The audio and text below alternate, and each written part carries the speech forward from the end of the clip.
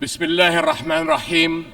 Mr. President, Secretary General, Excellencies, when human catastrophes seem beyond description, we turn to the appalling statistics.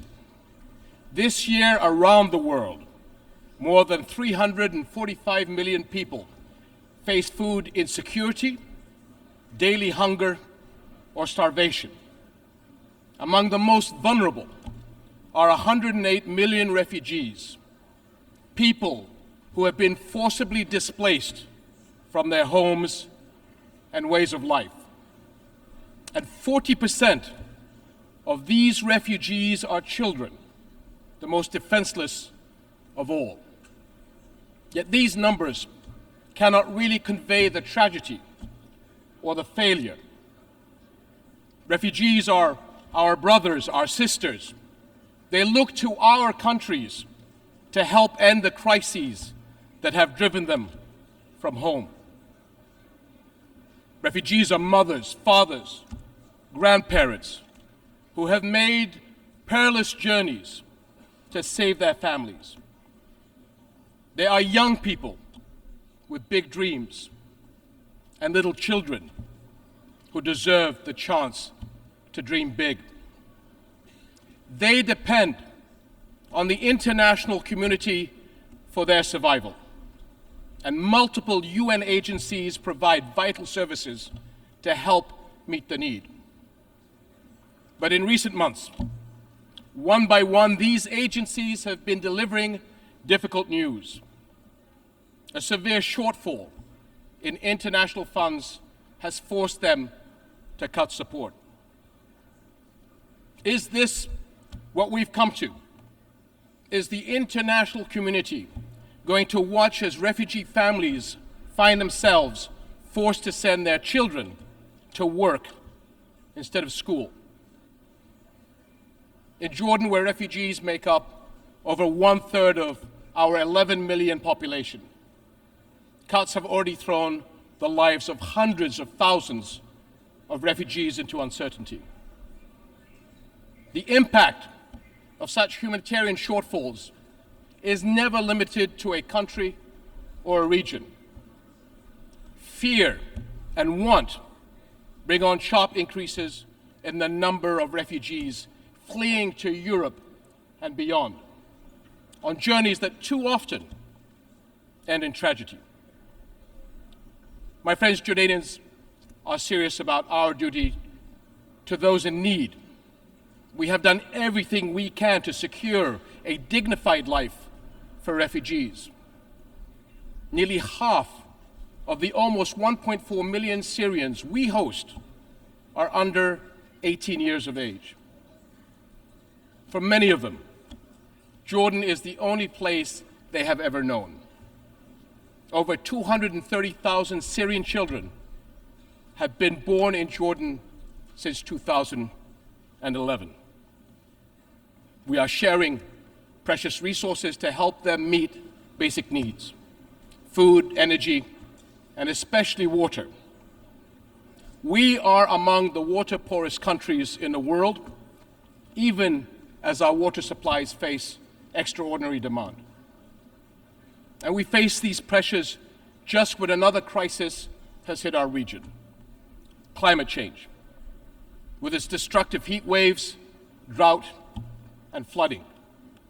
And to meet the refugee burden, we have been carefully managing to combine our limited resources with essential support from the international community. Because the responsibility to act falls on everybody's shoulders. Because the world cannot afford to walk away and leave a lost generation behind. But today, Jordan's capacity to deliver necessary services to refugees has surpassed our limits. Syrian refugees' future is in their country, not in host countries. But until they are able to return, we must all do right by them. And the fact is, refugees are far from returning. On the contrary, more Syrians are likely to leave their country as the crisis persists. And Jordan will not have the ability nor the resources to host and care for more. We must find a political solution consistent with UN Security Council Resolution 2254, the step-for-step approach that offers a path forward, proposed by Jordan as the basis for engagement with the Syrian government and coordinated with the UN. This approach sets a roadmap to incrementally resolve the crisis and deal with all its consequences. Until then, we will protect our country against any future threats the crisis could pose to our national security. My friends, Jordan's case is a microcosm of our entire region. For all our people's immense potential, repeated crises have held back the promise of greater development and prosperity.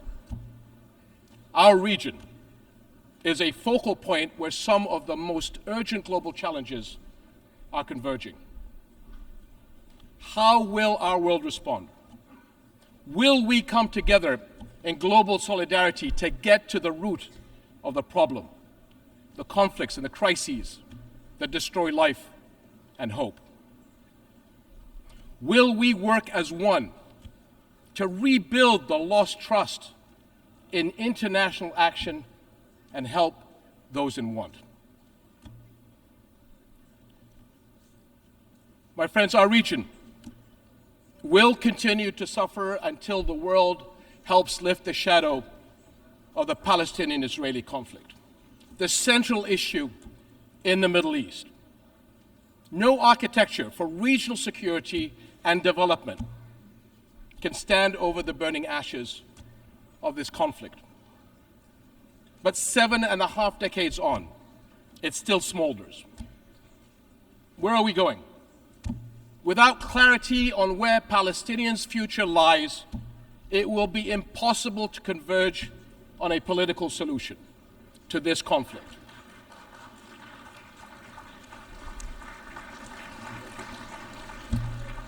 Five million Palestinians live under occupation. No civil rights, no freedoms of mobility, no say in their lives. Yet every UN resolution since the beginning of this conflict recognizes the equal rights of the Palestinian people to a future of peace, dignity, and hope.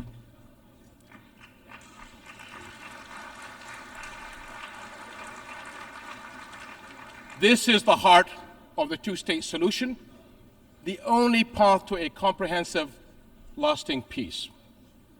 We can see the Israeli people actively defending and engaging in the expression of their national identity.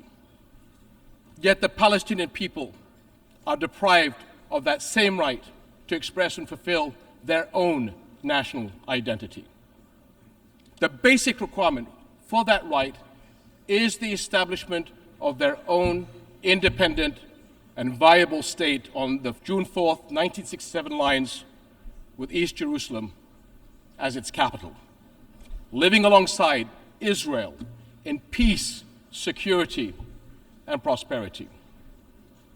And delaying justice and peace has brought endless cycles of violence.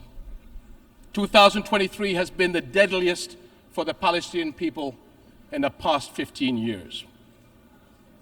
How can people trust in global justice while settlement building, land confiscations, and home demolitions continue? Where is the global solidarity to make UN resolutions believable by people in need of our help? Jerusalem is a flashpoint for global concern. Under the Hashemite custodianship of Islamic and Christian holy sites, Jordan remains committed to safeguarding the city's identity. But preserving Jerusalem as the city of faith and peace for Islam, Christianity, and Judaism is a responsibility that we all share. And we must not abandon Palestinian refugees to the forces of despair. Sustainable funding is urgently needed by UNRWA, the UN agency that provides vital relief, education, and health services to millions of Palestinian refugees. And this is essential to protect families, keep communities stable, and prepare young people for productive lives.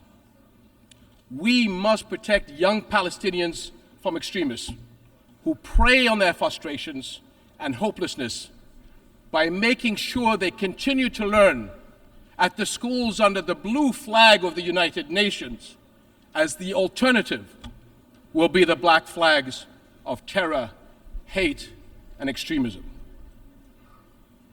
My friends, we come together here as partners to deal with our challenges and shape a better future. We speak here for our people. We speak for families and the younger generations. We speak for victims of conflict, displacement, hunger, climate disasters, and more. They are not mere statistics. They are our fellow human beings sharing our world. Only by restoring trust, only by acting in solidarity, will we create the future all our peoples desire and deserve.